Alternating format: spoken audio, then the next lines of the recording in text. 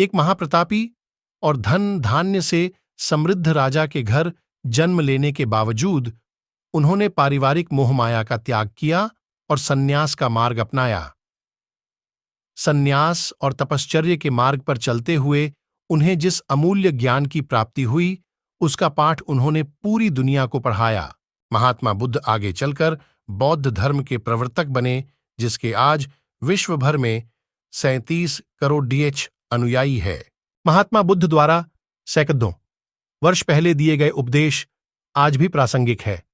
तो आइए आज पढ़ते हैं महात्मा बुद्ध के जीवन से जुड़ी एक बद्दी ही प्रेरक और दिलचस्प कहानी, जिसमें उन्होंने बताया है कि आदमी की तुलना कैसे करें। एक बार एक आदमी महात्मा बुद्ध के पास पहुंचा। उसने पूछा, प्रभु, मुझे ये जीवन क्यों मिला? इतनी बड़ी दुनिया में मेरी क्या कीमत है? बुद्ध मुस्कुरा दिए और उस आदमी को एक चमकीला पत्थर देते हुए बोले कि जाओ, पहले इसका मूल्य पता करके आओ, लेकिन इसे बेचना मत, केवल मूल्य पता करना। वो आदमी सबसे पहले उस पत्थर को लेकर एक आम वाले के पास गया और उसे पत्थर दिखाते हुए बोला, इसकी कीमत क्या होगी? आम वाला पत्थर को देखते ही समझ गया कि ये कोई बेशकीमती पत्थर लगता है।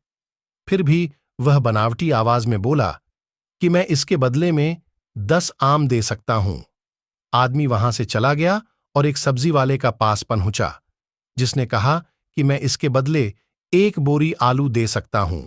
अब उस आदमी को यह मालूम पड़ चुका था कि ये पत्थर वाकई में कीमती है, और फिर वो उसे लेकर एक हीरे के व्यापारी के पास पहुंचा। व्यापारी पत्थर को देखकर अचंभित रह गया।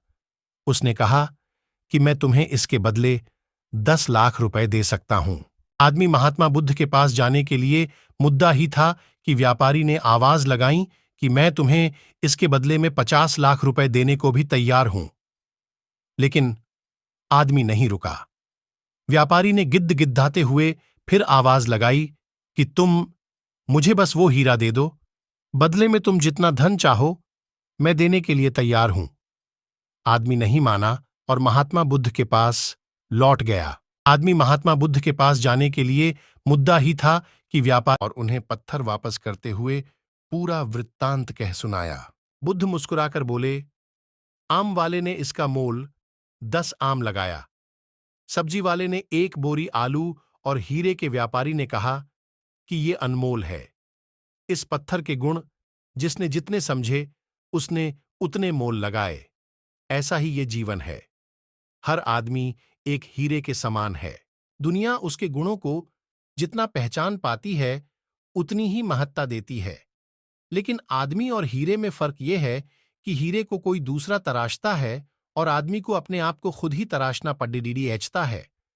तुम भी अपने भीतर के गुणों को तराशो, तुम्हें पहचानने वाला भी कोई न कोई मिल ही जाएगा। महात्मा बुद्ध की इस प्रेरक कहानी से हमें ये सीख मिलती है कि इंसान को उसके गुणों के आधार पर महत्व दिया जाता है।